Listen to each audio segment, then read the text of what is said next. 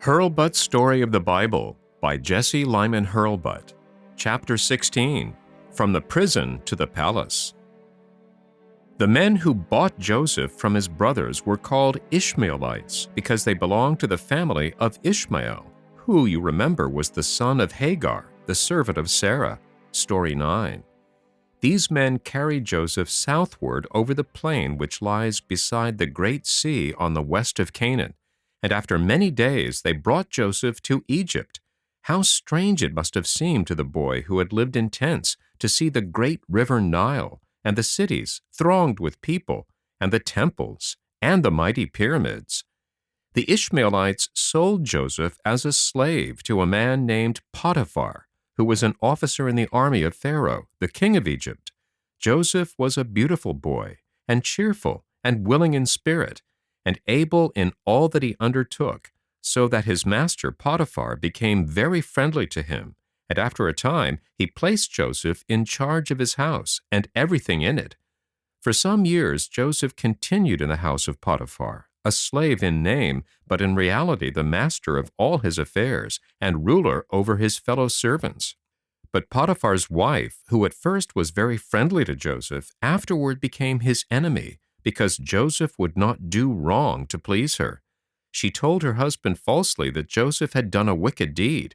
Her husband believed her, and was very angry at Joseph, and put him in the prison with those who had been sent to that place for breaking the laws of the land. How hard it was for Joseph to be charged with a crime when he had done no wrong, and to be thrust into a dark prison among wicked people. But Joseph had faith in God, that at some time all would come out right. And in the prison he was cheerful and kind and helpful, as he had always been. The keeper of the prison saw that Joseph was not like the other men around him, and he was kind to Joseph. In a very little while Joseph was placed in charge of all his fellow prisoners, and took care of them, just as he had taken care of everything in Potiphar's house. The keeper of the prison scarcely looked into the prison at all, for he had confidence in Joseph, that he would be faithful and wise in doing the work given to him. Joseph did right and served God, and God blessed Joseph in everything. While Joseph was in prison, 2 men were sent there by the king of Egypt, because he was displeased with them. One was the king's chief butler, who served the king with wine. The other was the chief baker, who served him with bread. These 2 men were under Joseph's care, and Joseph waited on them, for they were men of rank. One morning, when Joseph came into the room in the prison where the butler and the baker were kept, he found them looking quite sad. Joseph said to them, "Why do you look so sad today?" Joseph was cheerful and happy in his spirit, and he wished others to be happy, even in prison. And one of the men said, "Each one of us dreamed last night a very strange dream, and there is no one to tell us what our dreams mean." For in those times, before God gave the Bible to men, he often spoke to men in dreams, and there were wise men who could sometimes tell what the dreams meant. "Tell me," said Joseph, "what your dreams were. Perhaps my God will help me to understand them." Then the chief butler told his dream. He said, "In my dream I saw a grapevine with 3 branches, and as I looked, the branches shot out buds, and the buds became blossoms, and the blossoms turned into clusters of ripe grapes. And I picked the grapes, and squeezed their juice into King Pharaoh's cup, and it became wine, and I gave it to King Pharaoh to drink, just as I used to do when I was beside his table." Then Joseph said, "This is what your dream means. The 3 branches mean 3 days. In 3 days King Pharaoh will call you out of prison, and will put you back in your place, and you shall stand at his table, and shall give him his wine as you have given it before. But when you go out of prison, please to remember me, and try to find some way to get me out too of this prison. For I was stolen out of the land of Canaan and sold as a slave, and I have done nothing wrong to deserve being put in this prison. Do speak to the king for me, that I may be set free." Of course, the chief butler felt very happy to hear that his dream had so pleasant a meaning. And then the chief baker spoke, hoping to have an answer as good. "In my dream," said the baker, "there were 3 baskets of white bread on my head, one above the other, and on the topmost basket were all kinds of roasted meat and food for Pharaoh. And the birds came and ate the food from the baskets on my head. And Joseph said to the baker, This is the meaning of your dream, and I am sorry to tell it to you. The 3 baskets are 3 days. In 3 days, by the order of the king, you shall be lifted up and hanged upon a tree, and the birds shall eat your flesh from your bones as you are hanging in the air.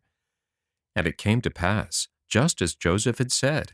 3 days after that, King Pharaoh sent his officers to the prison.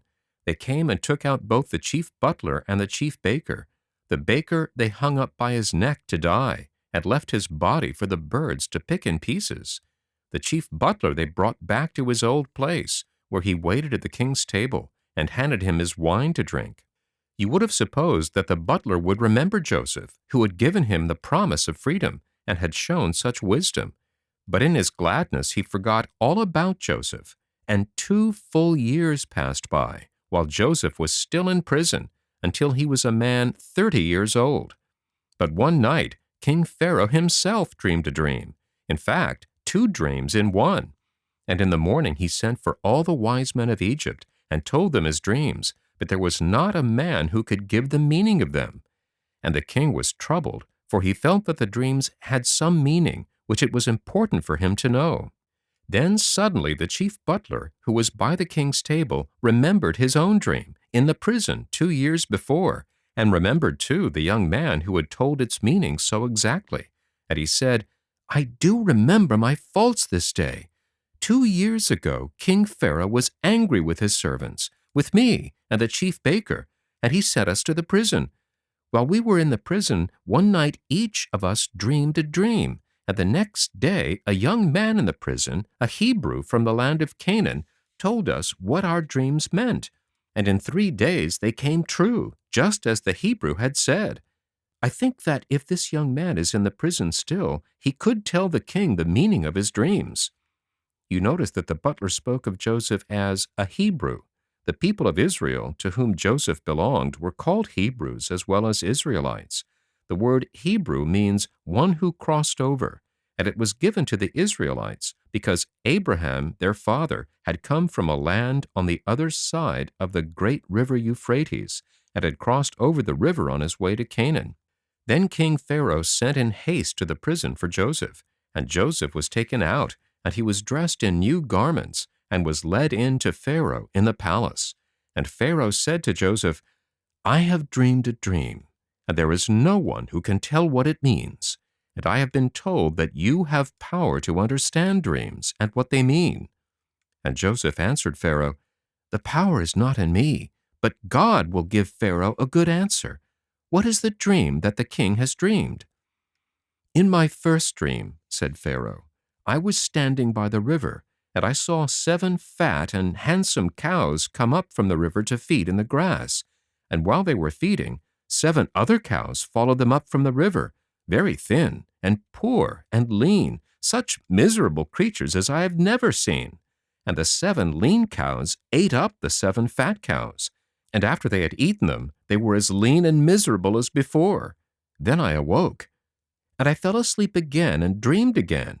In my second dream, I saw 7 heads of grain growing upon one stalk, large and strong and good. And then 7 heads came up after them, that were thin and poor and withered.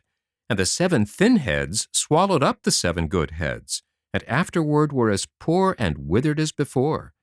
And I told these 2 dreams to all the wise men, and there is no one who can tell me their meaning. Can you tell me what these dreams mean?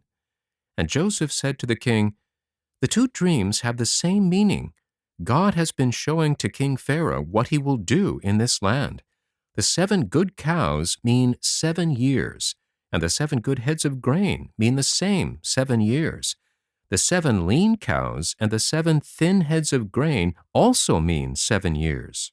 The good cows and the good grain mean 7 years of plenty, and the 7 thin cows and thin heads of grain mean 7 poor years. There are coming upon the land of Egypt 7 years of such plenty as have never been seen, when the fields shall bring greater crops than ever before. And after those years shall come 7 years when the fields shall bring no crops at all.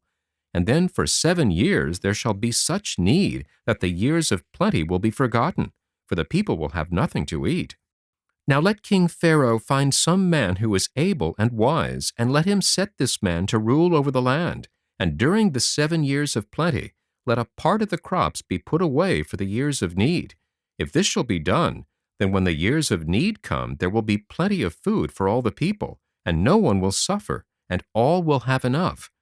And King Pharaoh said to Joseph, Since God has shown you all this, there is no other man as wise as you. I will appoint you to do this work, and to rule over the land of Egypt. All the people shall be under you. Only on the throne of Egypt I will be above you. And Pharaoh took from his own hand the ring which held his seal, and put it on Joseph's hand, so that he could sign for the king, and seal in the king's place. And he dressed Joseph in robes of fine linen, and put around his neck a gold chain. And he made Joseph ride in a chariot which was next in rank to his own. And they cried out before Joseph, Bow the knee! And thus Joseph was ruler over all the land of Egypt. So the slave boy, who was sent to prison without deserving it, came out of prison to be a prince and a master over all the land. You see that God had not forgotten Joseph, even when he seemed to have left him to suffer.